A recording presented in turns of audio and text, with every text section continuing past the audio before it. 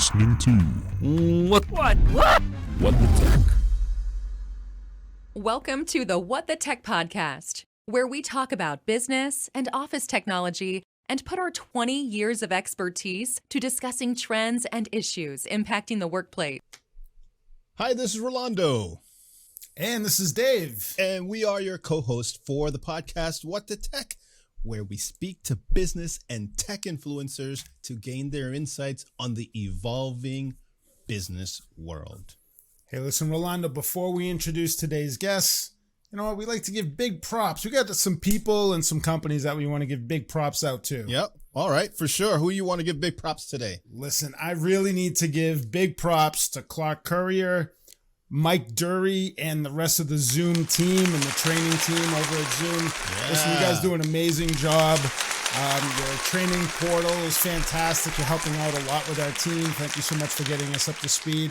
And also, I'd be remiss if I didn't mention Mr. Braden Dixon over at ScanSource. Braden, again, thanks for everything that you do. We really appreciate your partnership. Whoop, whoop, Braden. All right. Now I also have big props, Dave. There's a person that I really admire and I love what he's doing. That's Steve Cadigan, who is the author of Future of Work, and he's doing a bang-up job on LinkedIn, dropping all kinds of wonderful gems about leadership. You know, Dave, when I go on LinkedIn, he's got something to say. If it's what Elon is doing or what some other leaders are doing in the industry or what's going on, he's always got a really interesting take on employee relations and HR and who's been nice and who's been naughty in terms of handling employees. So I would say go check out Steve on LinkedIn. It's got a lot of nuggets on employee relations. Go check out those episodes with Steve and some of the other folks on circuitloops.com. So with our sponsors, first sponsor, Global Tech Worldwide. You know, Global Tech Worldwide's been in business for 20 years, serving both small and large companies, solopreneurs, and business leaders. And you know what? Dan, maybe you'd agree. No matter whether you're a team of 1 or 1,000, the easiest way to improve your productivity is with the right tools and the right technology. So get the right set of headsets, webcams, and other conferencing tools at amazon.com/tech, and that's TECK.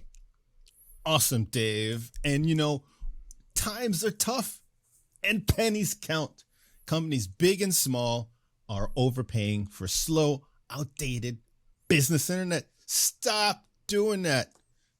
Dan, I know you're listening in on the other side. Let me ask you this question. Do you drink coffee? Oh, gosh, by the gallon. And let me ask you, the last time you went to a coffee shop, how much did you pay for a cup of coffee? Oh, I've been to a coffee shop since probably pre-pandemic, but a lot of money. A lot of money. Well, you know what, Dan, for less than a cup of coffee, businesses today can get the most cost-effective, fast internet, as well as backup for unforeseen outages. You know, circuitloops.com does the heavy lifting for businesses when they need to find the most cost-effective internet service. The best protection against those disasters is to have backup wireless internet so that you can keep your business running. You know, the internet is the lifeline of most businesses, and without it, money, cash, operations just cease. Who wants to not be able to get an email or not be able to do that video conference? So go to circuitloops.com today for an instant quote on backup wireless, fast fiber internet. And the best part about this, Dan, is that it provides a personalized business proposal on that in less than 60 seconds. No other internet service out there can do that today for you. So go to circuitloops.com and go ahead and check it out. Let me introduce our guest today and welcome you to the show as well.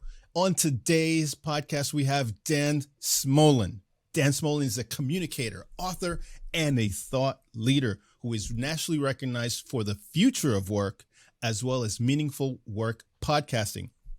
He is the host on What's Your Work Fit? And we're going to ask him some questions about that. And it's a first of a kind engagement platform which brings together today's business and workplace through thought leaders, hiring managers, career seekers, challenging the traditional notions of work, workplace, and work fit. Here's the part that I like. Apart from all that, he's a native of New Haven, Connecticut. Oh, really? I spent some time in Connecticut. We share that in common. We also share another thing in common. He lives now near in the DC area, which is up the river from where I live on the Virginia side. Let's welcome to the show, Dan Smolen. Dan, welcome. Dan, welcome to the show. Okay, Rolando, I've got one question for you. Yep. Sally's, Pepe's, or the Spot? I mean, what are you a Sally's man or a Pepe's man? Oh man, it's been forever. You got me on that one. You're going back to my high school years there. So for anybody that's not a native New Havener, New Haven style thin crust pizza is in our blood. And when we go any place else, like Chicago, where there's deep dish and stuff like that, you just go into cartotachia. You just can't handle it. Well, I'll tell you what, I'm glad you brought up pizza because from New Haven, I lived in West Hartford for some time, and there was a really good pizza place where I can't remember if the guy was the owner was Greek or one of those Middle Eastern countries, but he would serve a pizza that wasn't deep dish, it wasn't New York style, it was somewhere in between, but he would cut it by the slice with a machete. With a machete. With a machete. He'd cut it, not a pizza roller, but with a machete, and it was magnifique. Wow. I don't think he was Italian because it wasn't quite New York style, and I knew it wasn't Chicago. It was somewhere in between. Just delicious stuff, but with a machete. Wherever you are, sir, shout out and big props to you. Got to get that image out of my head. Okay. It was good stuff. So, Dan, let's start with a question for you. I love how you kicked it off with a question for me about Connecticut, but I want to ask you, because this is a tech show, and we also talk to tech folks. What tech are you geeking out on right now? Well, this will be no surprise to Dave. I'm an old guy with hearing loss. And these bad boys are my connection to everything. They're my Bluetooth-enabled hearing aids. Oh, they were not cheap, and they were available to me, or I got them before the price of hearing aids got a little more affordable. But you know what? There is a huge segment of the workplace, both men and women, and not just old geezers like me, who they're going to miss things. And so hearing aids are going to be a must-go-to tech. Now, here's the really cool part. I can answer my phone with them. I can listen to podcasts like yours on them. I can listen to iTunes or really anything else. It's my connection to the world. So they're really not a sign of desperately growing old. They are a sign of remaining relevant to me. And I think more and more we're going to see their utility become sexier in the workplace. Well, they're getting cheaper. We work with a one of the brands that we work with has a division that's all they do. They do hearing aids, and they are expensive. They're not a couple hundred, they're a couple thousand. I mean, they do all kinds of stuff to miniaturize them and make them tiny. So I know that, and it's becoming a bigger need. I heard years ago somebody say, with all the earbuds and the headphones and loud music that people listen to in the car and this is when I was a youngster, people are going to need more and more hearing aids, and the technology now, like you said, Bluetooth connecting to your phone, making it much easier to communicate with your hearing aids. Bluetooth thing, I would imagine even a TV screen that may have Bluetooth on it makes the life a lot easier. It's awesome what technology can do. Well, I haven't gone that far. I haven't connected my Bluetooth to my monitor. I mean, to my TV. Okay. I got a sound bar to kind of enhance that. But it pretty much does everything else. I can adjust it for the kind of room that I'm in. Now, it does have downsides. Technologically speaking, they are radio transceivers. So you can get interference. Yeah, when I'm reheating a cup of coffee in the microwave. It'll do weird things. It'll also do weird things if somebody driving by me has Sirius XM playing. For whatever reason, it's in that frequency. And again, it does weird things, but can I live without them? No. And like a lot of people in my misspent youth, I was surrounded by a lot of loud hi-fi equipment. I think about that Jethro Tull show I saw when I was 14 years old, and I couldn't hear for 5 days afterwards. So that probably was the start of it. But not unlike a lot of people, especially people that I deal with, not only as listeners but also as guests, who as they get older, they suddenly can't hear what their wife is saying.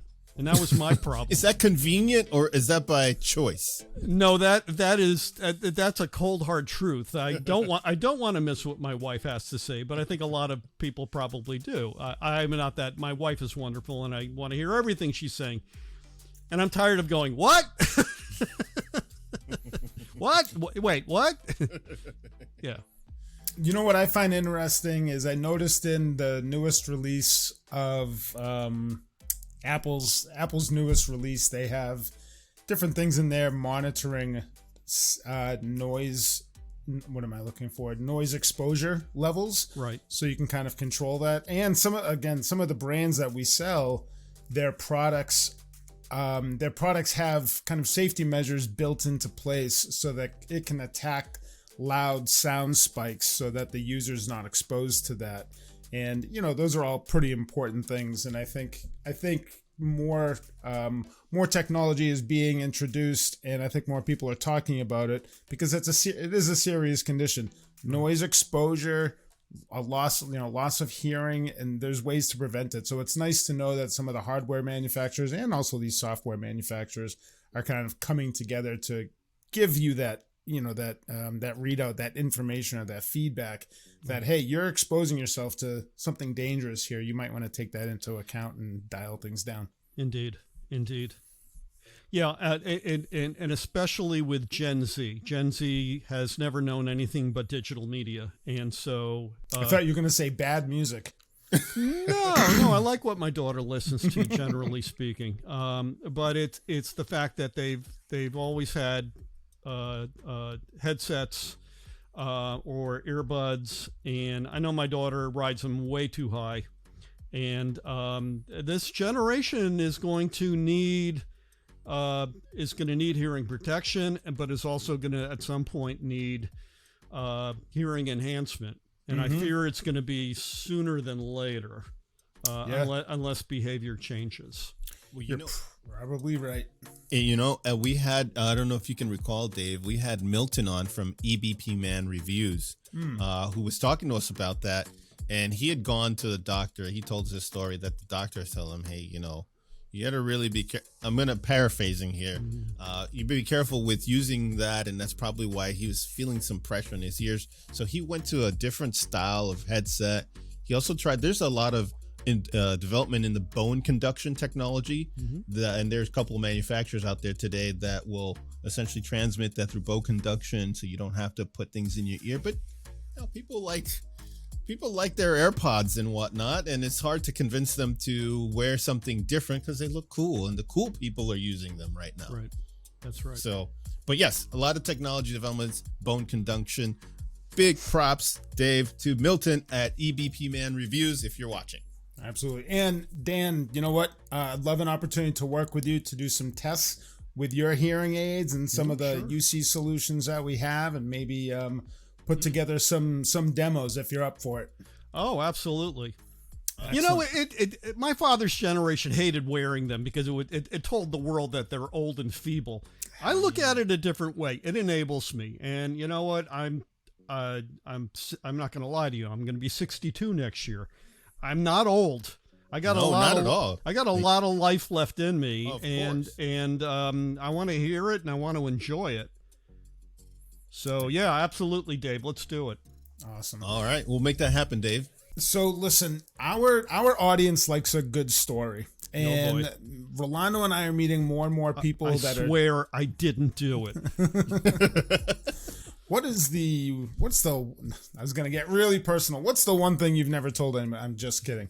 So we're working and we're meeting with people now that are starting their own businesses. So you know what? When you came into the scene, you were doing advertising and marketing, and you were working for, an organization, but you moved off and you started to do your own thing. So I'm curious, tell us about that time in your life when you decided, listen, I'm going to do things my own way. I want to work for myself.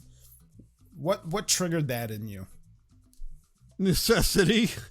I got laid off a few times. Okay. One time didn't get me out of advertising, but the second one pretty much did. And when it happened, I figured I was going to try my hand at a startup, and I had this idea for methodology to make promotions get more easily sent to consumers. This is a long, long time ago, like the mid-90s. And I went out and wrote a patent, which got issued. And then I sat with it because I couldn't get the company off the ground. I couldn't get funding. It was a weird time. And right around that time, a woman that I used to work for decided to come to me and say, would you like to work with me and start off doing headhunting, executive recruiting? And to make a long story short, I did that for 20 years, 13 of which under my own shingle. Wow. And it was, it happened serendipitously. I wasn't looking to become a headhunter. I mean, I'd been recruited before in my career, but I never thought to be on the other end of that phone call. And it was a lot of fun, and I helped a lot of people. And I did that for 13 years until I didn't anymore. Get ready for a pro tip.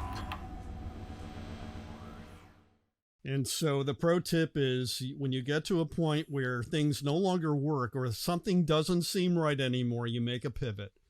And at that point, I decided, instead of continuing on with recruitment, which was getting harder, and really what was happening was my recruits weren't as successful as they were even a year before. And I was like, okay, I think the universe is telling me, do something differently.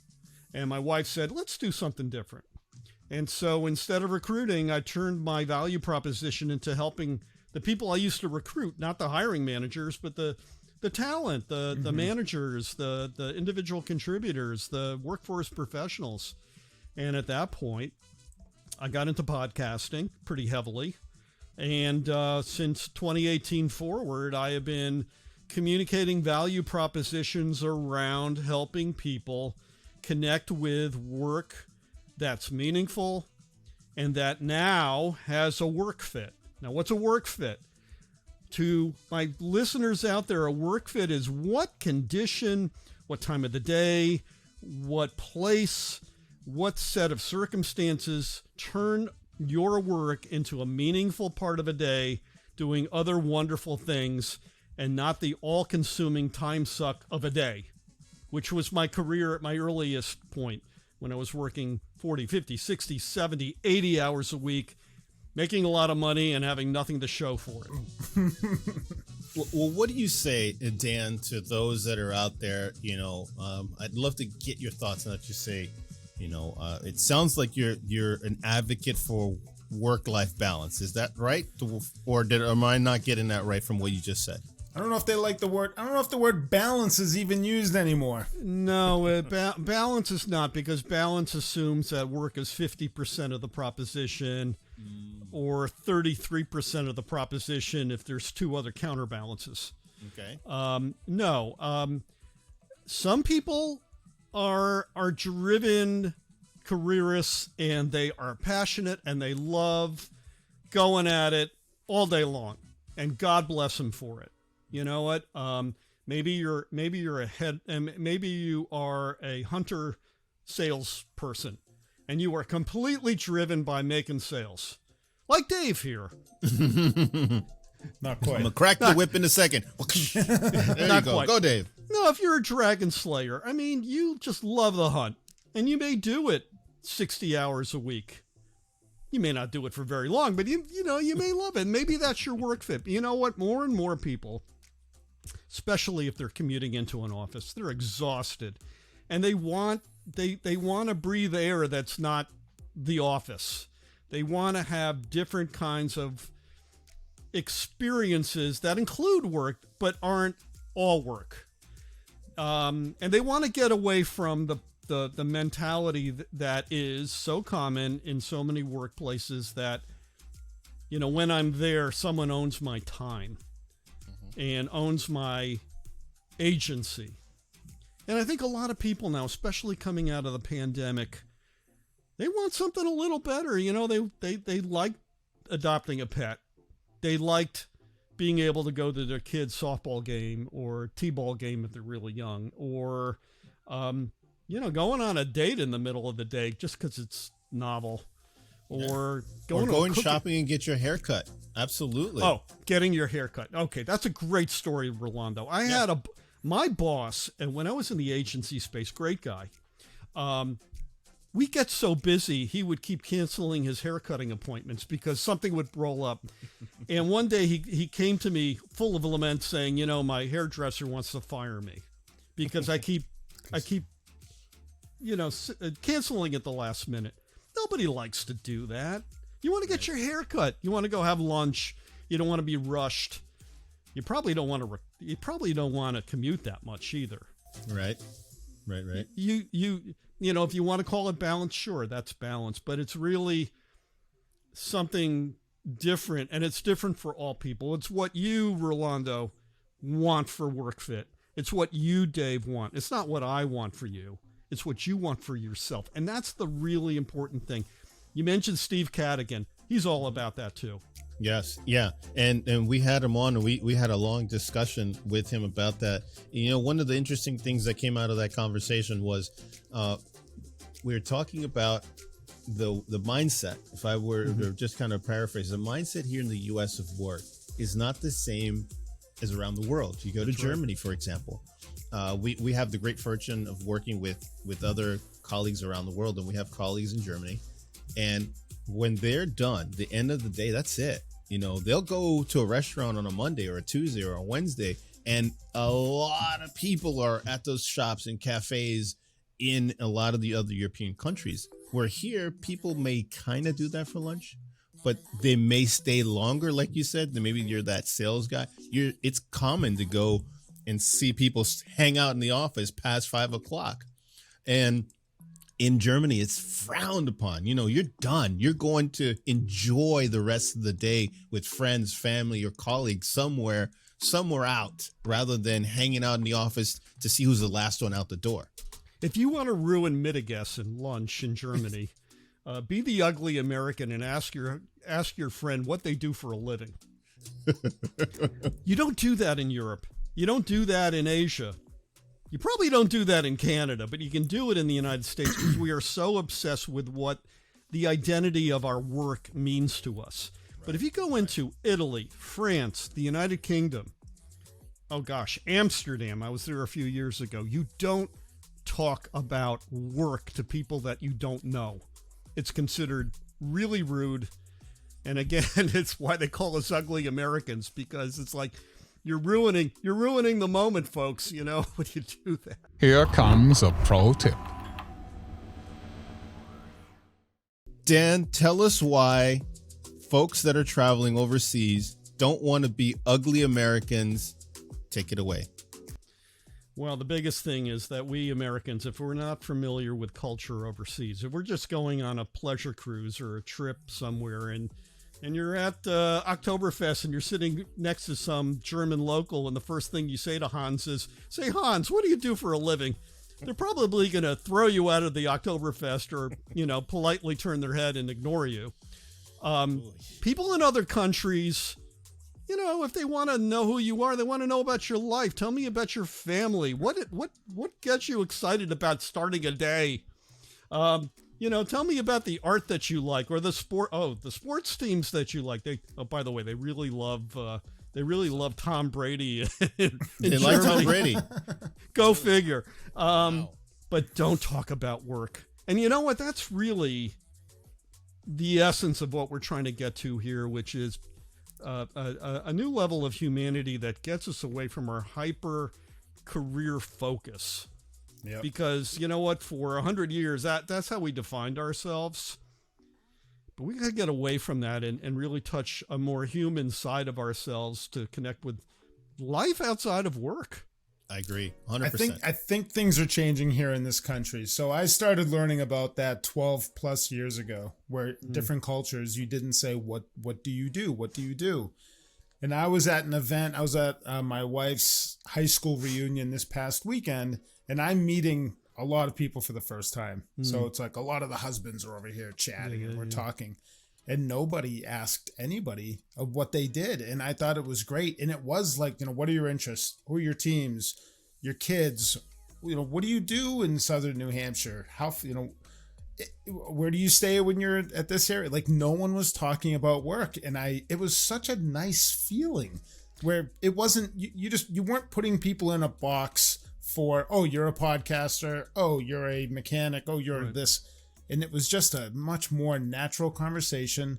And it gave us a chance to actually learn about them or each other as individuals and not, oh, you are a car salesman. That means you're like this. Dave, I think people are exhausted about talking about work. And you know what? It's going to get really bad in the next couple of weeks with layoffs. If you're a knowledge worker, you got a big old target on your forehead right now. And one of two things is happening. Your overlord is saying, get back into the office, return to the office. I want you here 5 days a week. Maybe they're saying 4 or 3. But others are at risk of being downsized in the fourth quarter of the year, right before Christmas time. Ouch. So you know what? People are kind of freaked out right now. And I hope the response that you got came out of joy, but I fear it came out of anxiety because I don't want to talk about work. Tell me, hey, did you watch the football game in Germany on Sunday? I mean, that's where it goes to, right? Because people just are so easily triggered right now. They're so easily triggered because they feel the hot Klieg lights on them right now, thinking, uh-oh, am I going to get canned in the next couple of weeks before Christmas? Or, it's worked out really well here working in the Boston suburbs. Are they going to make me come into the Back Bay now and have to fight the traffic on the Mass Pike or whatever? That's what's keeping people up right now. Yeah, well, a lot of uncertainty. You are teeing up the next thing I really wanted to dive into with you. You wrote a book in 2010, or I should say it was released 2010. But I would imagine that as you started putting that book together, somewhere in 2009 or even 2008, it's showing us a book for those that are watching online. During that time, that was during the Great Recession of the subprime mortgages, the bailouts. I'm sure there was some things that influenced why you wrote that book and the motivations. And then today, like those nervous feelings that people have about work, about being in a we're not, I don't know if we're technically there yet, but it's certainly the layoffs kind of feels like we're in it or about to get into it. No, what would you say about folks that are feeling nervous about our current economic situation? Well, let's start with the book that I wrote, as you said, around the time of the Great Recession, 2008, 2009. I was the canary in the coal mine for that. Really in fourth quarter 2007. I started a week with 14 open recs, which was a record for me. That's a lot of business. And I was doing it. I had some contract help at the time. And then at the end of this particular week, they started, I was down to 2 open recs. And by the end of the following week, I was down to 1. And the reason is because I was the canary in the coal mine. They were shutting down recruitment, open recs for recruitment. And it was in the early stages of shedding people. Wow. And what I will tell you is that it was very, very painful. People that really didn't connect with their workplace angst suddenly felt very vulnerable. And then people that got laid off, it took them a really long time to reconnect with similar kinds of work because it just wasn't available. The whole banking crisis at that time really messed up the economy pretty badly. And it took people a long time to connect. Now, out of those ashes, as you guys both know, came some really amazing startups that were fueled by an immediate need. Right. You know, I've got this blow up mattress and I'm going to rent it out to people so that I can make a few dollars on the side hustle. And that became Airbnb. That became Airbnb. And you know what? I'm going to come up with a way for people who are idle and not working to drive around their communities and shuttle people from point A to point B so they don't have to drive. Or maybe they don't have a car right now. Maybe the car's in the shop. Honk honk Uber. Honk honk Uber, right? So it's out of these times that I think we're not going to be as severe as 2008 or 2009, but we are going to have layoffs, and it's going to this time get people to connect with that joyfulness that they felt during the pandemic when they weren't schlepping into the office and paying a fortune out of pocket. They weren't dealing with an obstreperous boss or maybe a workplace that was so demand-driven and always changing focus. And so now the entrepreneurial stories, the green shoots that are going to come out of that are going to be solving some new problems. And I'm not really sure what they will be. But you know what, Rolando and Dave? There's going to be a handful. I guarantee you're going to be investing in one day as publicly traded companies. It's bound to happen. Yeah. Out of the midst of deep crisis comes wonderful opportunity. Google and Facebook were both started prior to the Great Recession, but they were started around that time frame of the recession before that, around the .com. Right. And I see the huge difference between the .com bust, which I was also a part of getting laid off in 2002, January. So right after Christmas, when you're thinking, I'm got good mojo going, and the axe came down.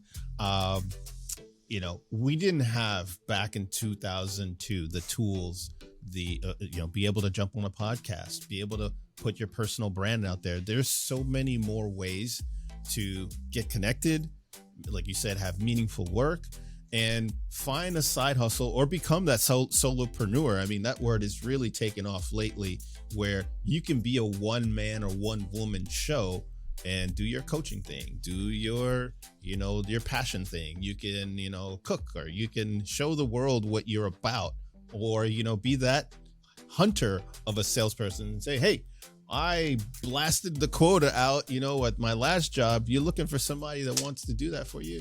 Here I am. Here I am, world. And that just wasn't around before. Well, and I think I was responding to that when you mentioned the book. So what Tailoring the Green Suit was an attempt to help people who were in traditional executive type roles, who suddenly felt the pull of altruism or the pull of doing right. And around that time, it was in the run up to the 2008 election, when the notion of green jobs was coming about. Now, green jobs was really a term applied to turning blue collar jobs sustainable. Maybe it was working to mitigate pollution or to work in the field installing solar arrays. That book I just showed you was written well in advance of the scale up of those economies. Right. But people were clamoring for that. And when I was recruiting at the time, I got people that said, my daughter and my son want me not to do bad anymore. I need to do something good. Don't do and bad. I know what that feels like. One time I had a tobacco client as a mainstay in my life. I never felt really good about it, even though it paid me a boatload of money. Hey, let me tell you something. I was an account manager, area manager for Altria, Philip Morris. Right. So it had to be one of the others, Brown and Williamson or R.J. Reynolds. Yeah, I mean, we would say, we're better than the other guys, but but I understand the feeling of shame, if you will. Can you tell your mother what you do for a living? Yeah, I work in an advertising business supporting, a piece of business that represents 13% of the billables in this agency, and I'm only 27, 28 years old. I don't know. I still can't get my head wrapped around that. But that was my earliest act. But you know what? It made an impression upon me, and after that point, talking to people that said to me, I'm tired of working in the subprime mortgage business, or selling people things that I know they don't need, and they're racking up huge amounts of money on their credit cards. Mm-hmm.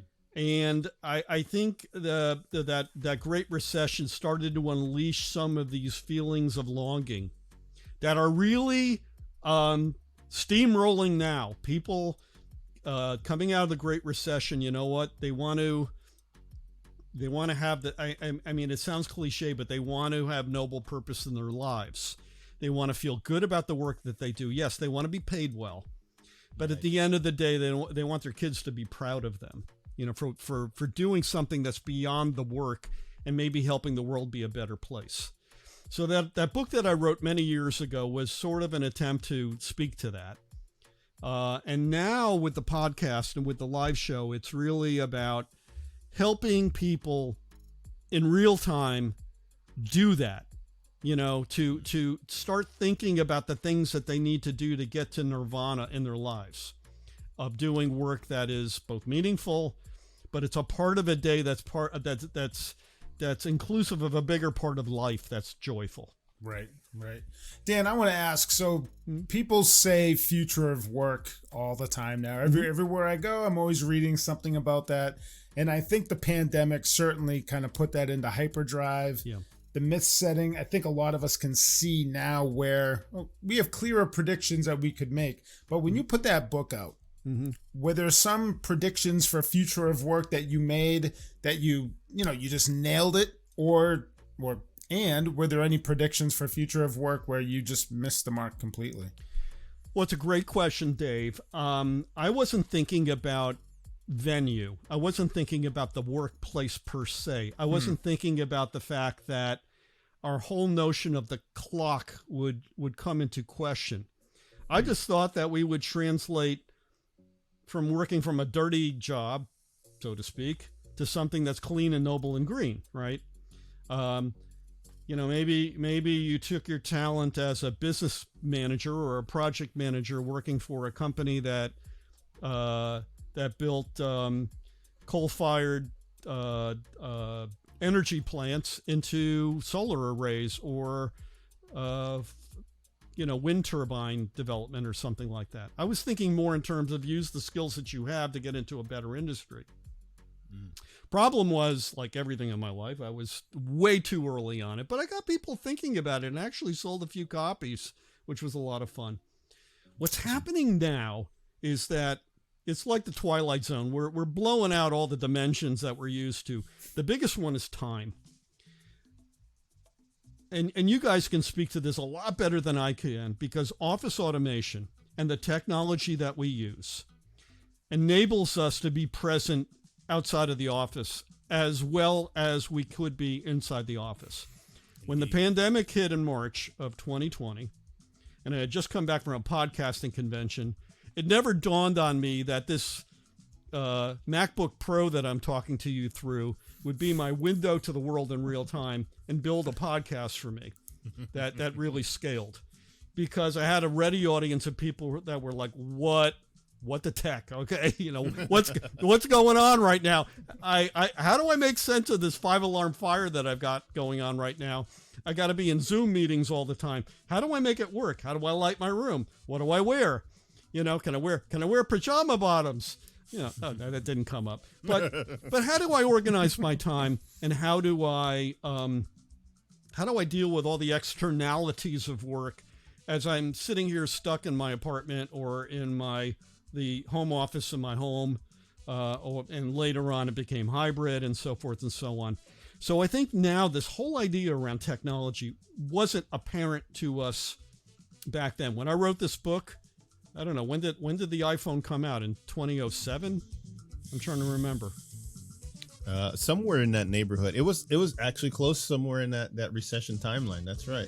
All right, but there wasn't full scale acceptance of it. And No, it's actually ridiculed because at the time, BlackBerry was the dominant smartphone, along Right. with Palm And- Trio. And both of and- them, where are they today? Yeah, BlackBerry's in a completely different line of business now. But this wonderful device that has way more technology than we sent the men to the moon in 1969. My wife uses it to do live shows on Poshmark selling vintage clothing. She did one at 7 o'clock this morning from that device, and it works perfectly well. The video intro to my live show I shot in movie mode on this, and it's gorgeous. Amazing. Yeah.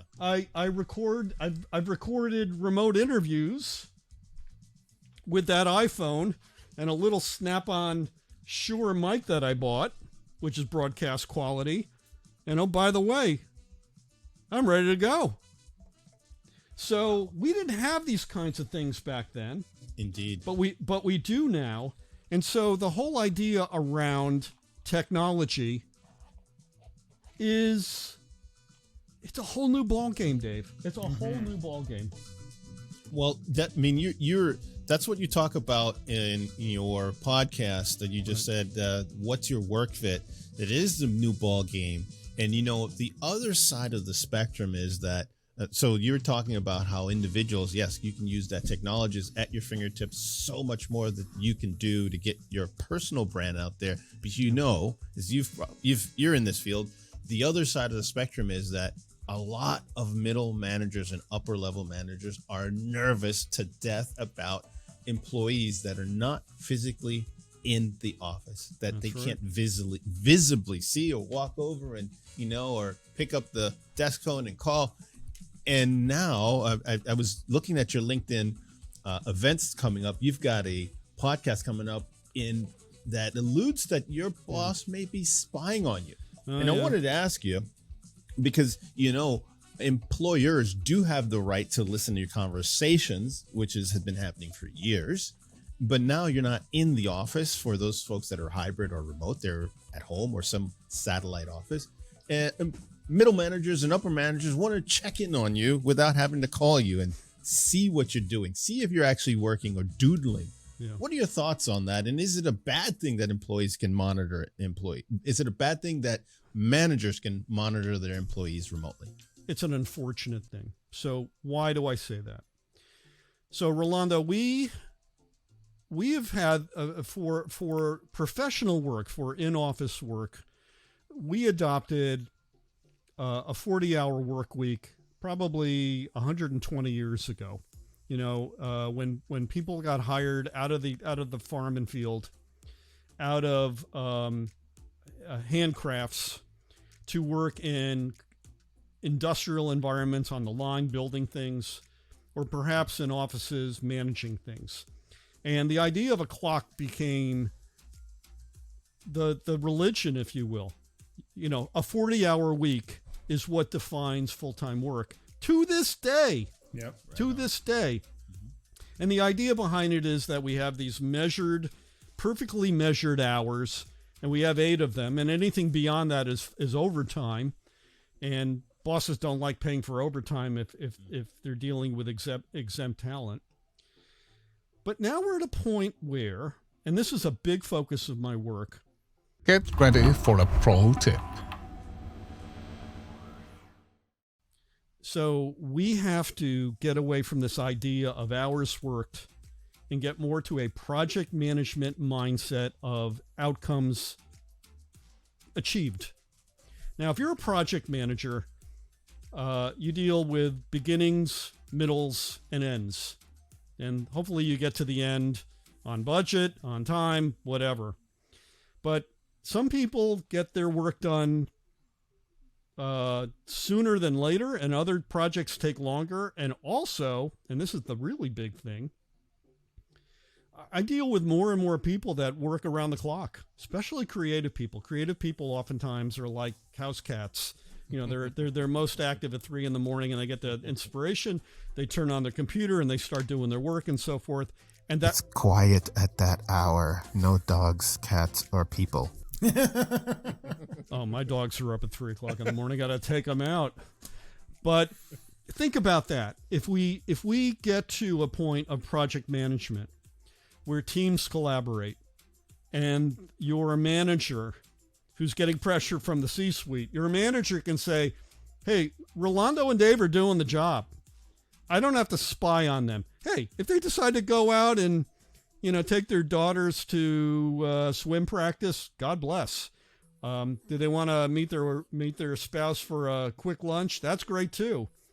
If they need downtime just to kind of get a refresh, take a long walk, or maybe, just take 2 hours. I'll be back. I promise I'll get the work done. And they do. That's okay. But their surveillance software, the stuff that looks at keystrokes, the things that look at eyeballs. Oh, his eyeballs are not looking at the screen, or his eyeballs are not looking where they should be, or it's been a long time since he, did a keystroke. Well, he's in the bathroom right now. That's measuring somebody's commitment to that clock. And I want to take that clock and smash it to smithereens. And I think a lot of people do. But I'll tell you who's going to have a lot of trouble with that. C-suites and the U.S. Bureau of Labor Statistics, because it's old and time honored. And every month we look at productivity on the job, which is a function of hours worked versus revenues achieved. Mm-hmm. And it's been off the charts since the pandemic. And Dan, if you're following, you mentioned Bureau of Labor and Statistics. They just released some numbers that showed that for the first half of the year, it dropped at its greatest level in like the last 50 years. The biggest thing that happened in January moving forward of this year, people started coming back to and trickling back into the office. Right. And do you think that's a coincidence that people go back into the office and that barometer that they use for productivity, which is probably outdated, still showed that productivity went down because people probably didn't have those freedoms to go walk their dog at 2 p.m. or take a haircut, or maybe, like you said, work whenever they decided to work. They had to be at that desk. So let's say you're a program leader at, I don't know, Deloitte Consulting, and you're working on a team with I'm making this up, folks. I don't have any interest in Deloitte Consulting. It's a great company, but I don't know anybody there. But let's say you're managing a team and you're managing a $30 million annual budget, or rather the bogey is $30 million. The revenue generated is targeted for $30 million. You're going to make that number. So does productivity change if suddenly you're working more hours? Does it go down? According to the U.S. Bureau of Labor Statistics, I think it does. Now, here's the dirty, ugly story that happens with productivity. And I had this happen to me. I told you about one of the times I got laid off, right. Which is, I hustled. I brought in all this stuff. And then right before Christmas, I got my Christmas bonus, which is I got laid off on the 15th of December, which, oh, by the way, is when a lot of companies do their Christmas parties. Right. In the middle, right smack dab in the middle of December. Mm. Now, the company was publicly traded. Guess what they did? They went on CNBC and talked about how they had all these productivity gains in fourth quarter because it laid off all these people. Right. That's where noble statistics become evil. And that's why I want us to get away from this, because you know what? With all the technology we have at our disposal now, we can work at any time. I mean, that person who's seeing their daughter at the swim meet, they're checking their emails. They're on Slack. Mm-hmm. They might be taking a phone call from a client. I mean, I always did that. My daughter was at swim practice. I was placing candidates because my office never closed, right? But it's this idea that you have to be in the office and be literally seen that is ancient. And it makes old school managers feel good. Well, actually, it makes the C-suite feel good because it feels like they're controlling things better. We have to get away from this sense of control and I don't want to sound like I don't know, like I'm dizzy or something, but to get to a point where we're empowering people to do the job as they see fit. And you know what? Make them responsible for that $30 million bogey. Hold their feet to the fire. But if they're smart and you're hiring good people, let them figure it out. Let them figure out how to get to that point, to the finish line. That's, Rolando, is where I hope we're going to go. And maybe all that surveillance software just ends up filling up a desk drawer someplace.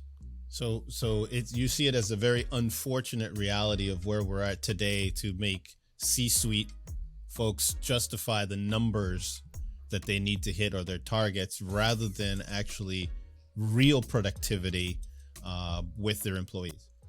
Yeah, and I think it is coming from C-suites. I don't think it's coming from the middle manager. The middle manager, the hiring manager, if you will, and they could be somebody who's way up on the ladder, does feel stuck in between talent and the C-suite.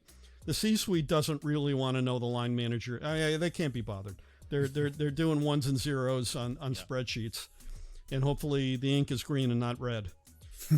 Well, and with so much talk about company culture, people want to work for organizations that has a culture that they are attracted to. And if I think surveillance software creates an ugly culture, and it's more threatening, and it wouldn't really open. It doesn't foster creativity if it's, hey, everyone is watching, and people are always finding a way to get around that type of monitoring. Whatever it might be. I saw something a couple of years ago and someone had just something that was tapping a button on their keyboard or something. I'm like, right. And it was like a meme. I'm like, what is that? And then I just read a little bit into it, and that was the result of monitoring software, finding a way to cheat the system. You're cheating yourself, you're cheating your company, but to the person that's looking at the data, that person is successful, I guess. That person's working really hard, and it's just something that's just knocking on a button on their keyboard. It's a shame. What you're describing, Dave, is what a future guest of mine on the podcast calls productivity paranoia. And the idea behind productivity paranoia is you have to convince yourself that your people are present. And so you're going to use that technology to spy on them. I'm sorry, that's what it is. But, she said something very funny, that people are going to interesting hacks like putting boiling hot water in a coffee cup so that the steam rises in front of the camera and it looks like they're there, which I thought was hilarious. But it's made middle managers crazy and made them unhappy, and they're part of my audience too. I don't just deal with the the individual contributors out there. I deal with the managers who, they are suffering. Those people are suffering because not only do they have to hit their numbers, blow out their bogeys if they're in sales, or develop, increases in ROI, but they also have to manage a team and keep those team members happy and engaged and not quitting. How does productivity software like that help the equation? It lords over people, and that's not a good thing, and that's why people are quitting. I agree with you, Dan, on that. We're definitely at an inflection point here with how workers want their work to be meaningful, right, as well as a holdover from what you said about in the 100-year ways of working here in America. Which is, 40-hour work week, 8 hours a day, drive from suburbia to the office and back again, and people are sick of it. But I think that the employers that find a way to attract top talent will do it, because people today are just flat out saying, there was a poll done last year where 75% of Gen Z and Gen X would rather quit than go back to the office. And so they're becoming a larger and larger portion of the workforce. They're not the only part of the workforce, but they're becoming increasingly a larger part of their workforce. And it does at some point influence how managers, as well as the C-suite, eventually will need to take that into account, where if you want top talent and companies are on one hand saying, I'm going to give you as much time you want to work from home, and if you want to come in the office, great. If you don't, that's okay. Right. As long as you get the work done. We had a guest on last year, Shane Howard, and we talked about this a lot. And he said basically that folks that want that type of work where their life means something to them, and work does too, but work isn't, like you said, the overlord. If I were to use your words, the overlord of my life is work. And over here, they're going to pay me a little bit less. I'm going to work over here because now I have freedom to breathe. I don't have to jump in a car every day and drive an hour to work and drive an hour back. You know, we've been fortunate here at Global Tech to be working virtually. I've been working virtually for 20 years before it was a thing.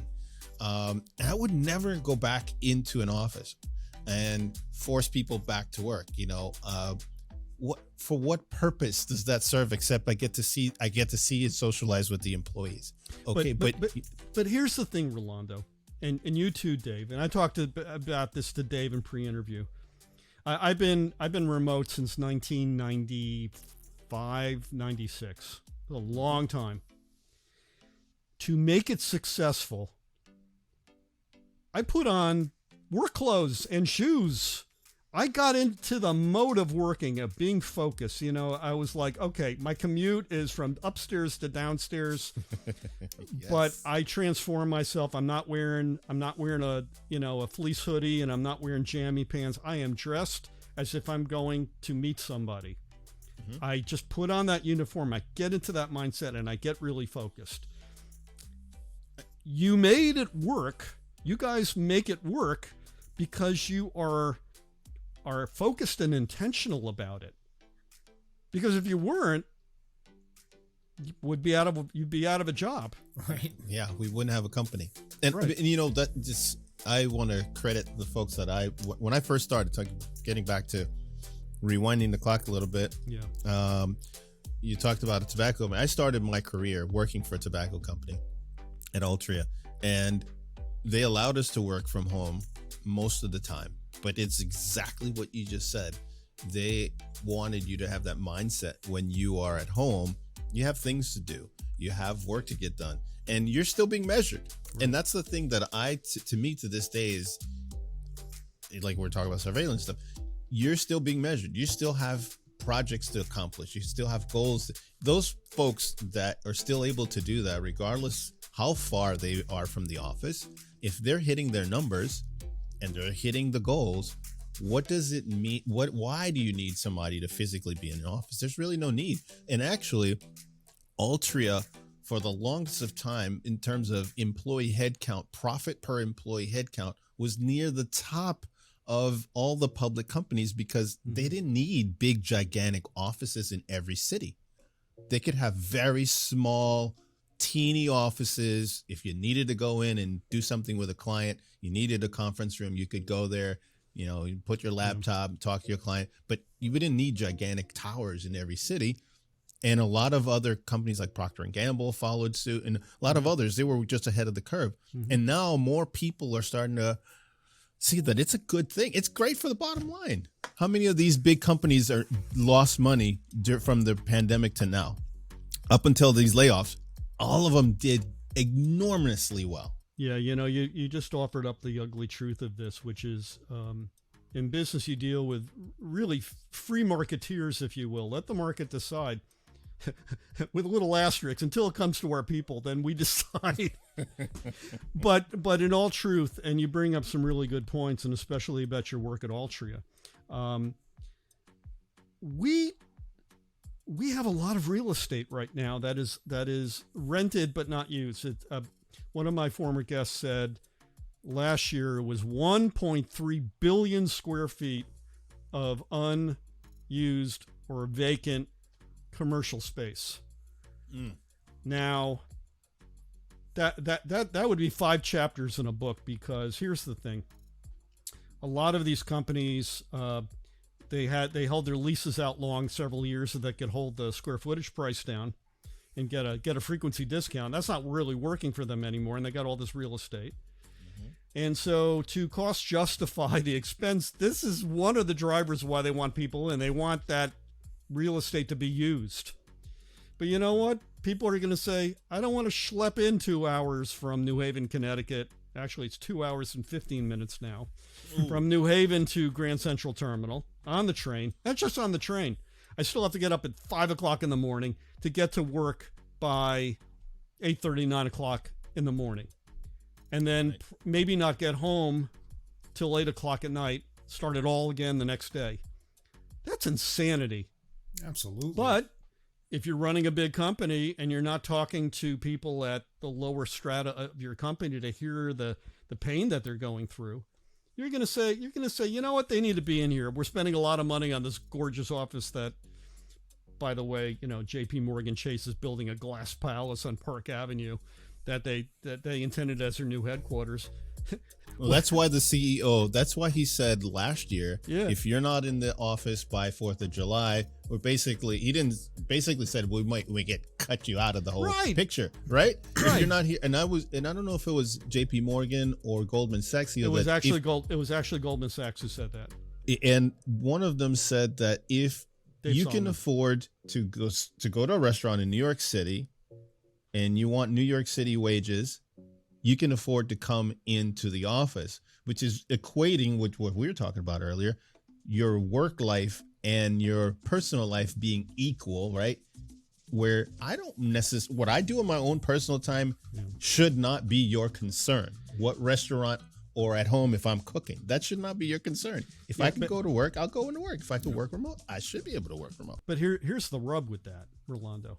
They're not coming into the city to go to the restaurants they used to go to. Midtown is sucking wind still. There's a lot of vacancies, a lot of businesses, a lot of hardworking small businesses are going under because people have not returned. It's just now that Metro North and New Jersey Transit and Long Island Railroad are starting to show increases in ridership because the hammer is coming down and the economic calculations are changing, whereby people are feeling a threat and they're like, okay, yeah, I got to go. I can't lose a job. I got to go back in the office. So that's part of what's going on.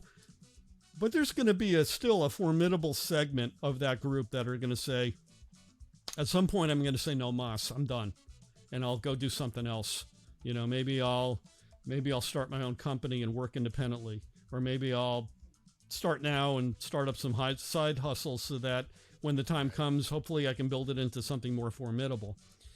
We have options now that we didn't even have 5 years ago to help people transition out of a company that they may be tolerating and is paying them well, but at the end of the day, it's costing them a fortune out of pocket to commute. It's robbing them of their time with loved ones and their pets and everything. And they're exhausted at the end of the day, and they have nothing to show for it. It's crazy. It's crazy. I mean, I live outside of DC, out towards Dulles area, Ashburn, and I have neighbors that do that commute every day. And I see how they look, their faces when I see them in the afternoon when they drive back or get off the train, and they look just beat. They look beat down, and nobody out here is, having to stamp out widgets like in a factory. Right? Most of the folks that are out here, they're defense contractors, they're government employees, they're IT support, there's IT security support, all people that use a laptop and a phone for work. A lot of those folks don't really need to go, unless you have some essential government job where, they're in a classified environment. They got to go in physically. I have a neighbor that does that, and he's got to go in because that's exactly the nature of the job. But 99% of the other folks around here have no real business having to jump on a train to go an hour in each direction. A very close friend of mine is a GS-15 and works for, I think, the USPTO. He's fully remote now. He doesn't have to be in the office. He's an IT guy. He doesn't need to be in the office. And actually, that's good because his family needs him to respond to things. But I'm laughing because you're in Ashburn, and just yesterday they opened up the Silver Line, our latest extension to the Metro Rail system. And I'm wondering if people are actually going to use it from Loudoun County. Well, even times are if this was 5 years ago, even 10 years ago when they should have opened it up, it should have been all the way out to Leesburg, really, because there's people that Loudoun now Leesburg is not a sleepy town anymore. I know it well. the growth has gone all the way out to West Loudoun, and then even if you go even further west, the border with West Virginia. Right. So people need that. If you had to go in, the traffic is still ridiculous from here. It's even worse if you live in Leesburg, because you're driving even further in to get into Tyson's or downtown DC. Yeah, I know Leesburg very, very well. Wow. Dan, we could spend another 2 hours talking to you about all the work fit type of situations and how people can get their side hustles going and how they can find better nirvana in probably the new chapter of their lives. But what I want to know is, folks want to get in touch with you. They want to check in on your podcast or get in hold of you. How can they best do that?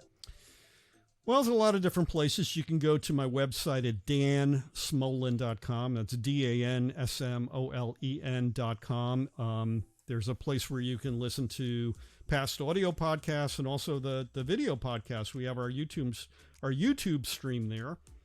Oh, there you go. There's the website. So that's one place you can go. I am mostly on LinkedIn. Why am I on LinkedIn? It's because that's where all the careerists are. So like you guys, I multi-stream across different platforms. LinkedIn is the biggest one because people don't have to click out of it to watch my live show, which is really great, and they get to ask live questions. So very soon we're going to be back to doing live shows again. I think the Tuesday after Thanksgiving we'll be back with a show, and then hopefully with more consistent weekly show drops. You can find me on. We also have a LinkedIn page for What's Your Work Fit, where you can sign up and never be unaware of a future show coming down the line. And we're also busy developing other new spins on things soon. So hopefully in 2023 we'll have new products coming out. And I just encourage your audience to come and take a listen. It's a fun show. We have a lot of fun. We get right to the meat of every issue, and our hope is to help build a revolution. I know that sounds like hyperbole, but we want to help people, and we want to help people get to a place where work is a marvelous part of the day, doing other wonderful things, and not the all-consuming time suck that it was for 120 years. Things have changed. Yes. Amen to that. Well, Dan, thank you so much for joining us today. We really appreciate that. And if you've enjoyed this episode, go check out our podcast series about the future of work and other related topics at circuitloops.com. We'll see you then. All right. See you then. Thanks for listening to What the Tech. Be sure to check out our other episodes featuring awesome tech and amazing guests. Find them on circuitloops.com or wherever you consume your favorite podcasts.